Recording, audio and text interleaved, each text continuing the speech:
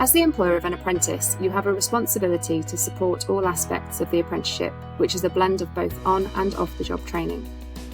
Neither are restricted to classroom learning, as we shall see later. Off the job training includes further reading, research, shadowing, and independent study to support the on the job training the apprentice will complete whilst doing their job. Whilst off the job training and how you should support it might sound challenging, hopefully this short video will address any concerns you may have. Put simply, off-the-job training is made up of learning opportunities within normal working hours. These normal hours must not include overtime or annual leave, and the reason for that is overtime by its nature is short notice because of staff shortages and last-minute changes. Overtime is also likely to be very busy, making it difficult to provide time for off-the-job training. The training must be relevant to the apprenticeship standard and enable the apprentice to develop and acquire new knowledge, skills and behaviours. That said, off-the-job training does not include training that is purely focused on doing the job and is not related to the apprenticeship standard.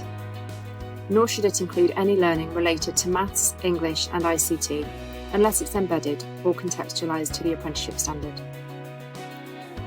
Whilst there is recognition that some learning needs to be within a live environment, this should be minimal, and the majority of learning should be away from the pressures of work.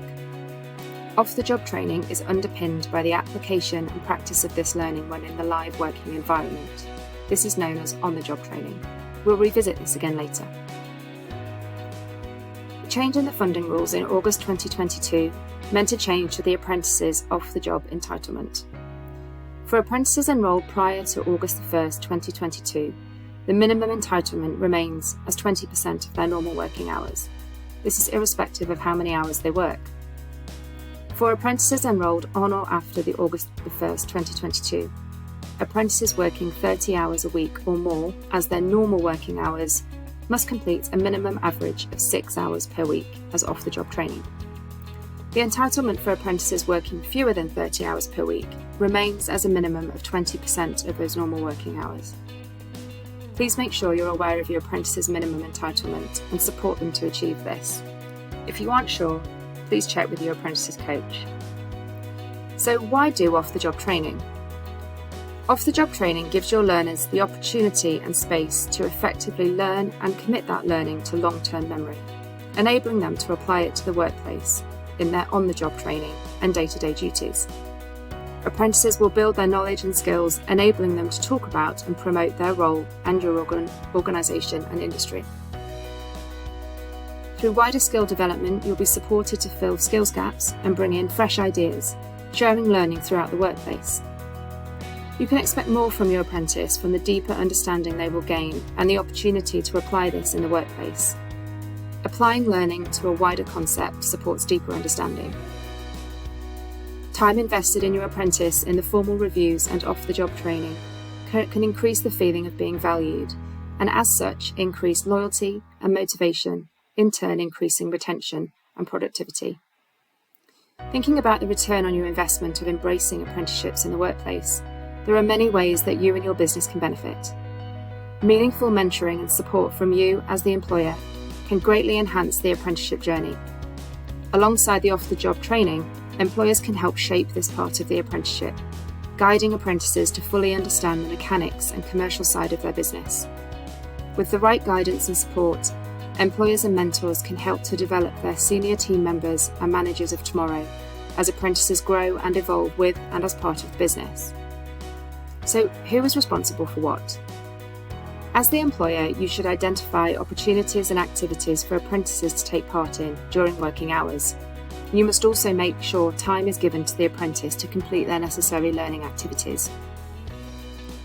As a training provider, we must support the planning of off-the-job training with you and your apprentice, working collaboratively to make sure the required off-the-job training is complete to allow for their progression to their endpoint assessment.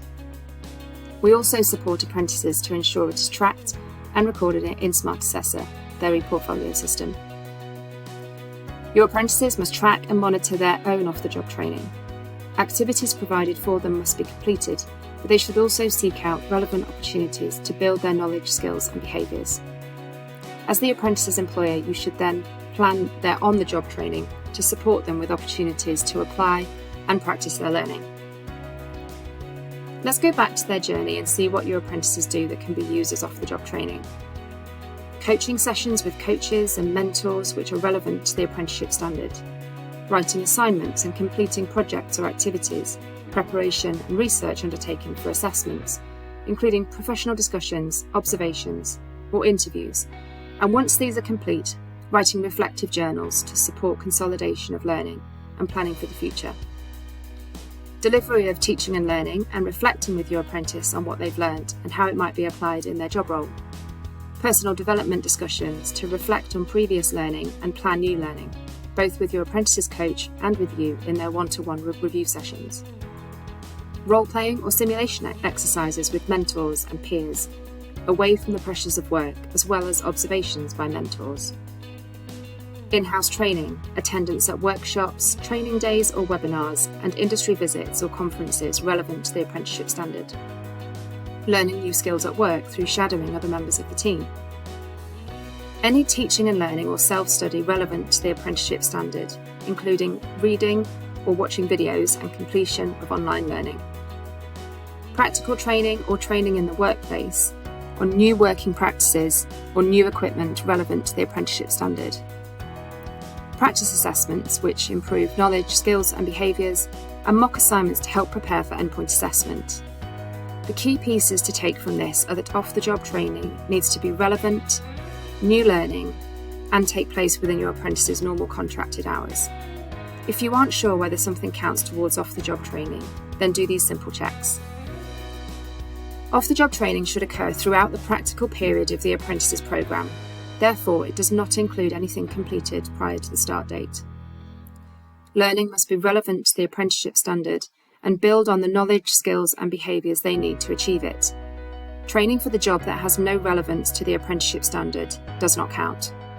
Equally, induction training for a new role, unless it is explicitly linked to the apprenticeship standard requirements, does not count. Off-the-job training should be the development of new knowledge, skills and behaviours in your apprentice, all of which are explicitly aligned to the apprenticeship standard requirements. As we've already seen, off-the-job training and visits within your apprentice's coach should be conducted within the apprentice's contracted hours or planned working time. Is the planned learning around English, maths or digital skills? If so, then it does not count towards off-the-job training, unless embedded or contextualised. However, if your apprentice needs to undertake functional skills as part of their apprenticeship standard, you must provide them with additional time away from work to undertake this. So how can you work with your apprentice's coach to effectively plan? Formal reviews are a critical part of your apprentice's journey. Whilst you need to agree off-the-job training at the start, progress against targets should be revisited at every formal review. Discuss the skill scan with your apprentice's coach during their first visit to check your apprentice's existing levels of knowledge, skills and behaviours and where their gaps are. Use the learner journey and agree with your apprentice's coach what activities and opportunities are available to complement the way their learning will be sequenced throughout the programme. It's important you know your apprentice does not have to be out for one full day a week, as long as over the duration of their practical period, their minimum entitlement is met. This means they may not do much one month, but then spend more time the following month. All off-the-job training must be planned, just as independent study is planned, and progress is reviewed by your apprentice's coach at each review session. If any planned off-the-job training does not take place for any reason, it must be replanned. You can help your apprentice by encouraging them to reflect on their learning and how their professional knowledge, skills and behaviours have developed in your one-to-one review sessions. This means the planning of future training, teaching and learning can be targeted to address weaker areas or gaps. Check with your apprentice that they're completing their time log and explore what opportunities and activities are planned for future learning. If your apprentice hasn't done this, remind them, or better still, do it there with them to make sure they know what they need to do. Always check in with your apprentice's coach if you aren't sure. Hopefully, you're now feeling more confident regarding your responsibilities in identifying training and learning opportunities and activities which might contribute to your apprentice's off-the-job entitlement. However, if you would like any more information, please get in touch with us.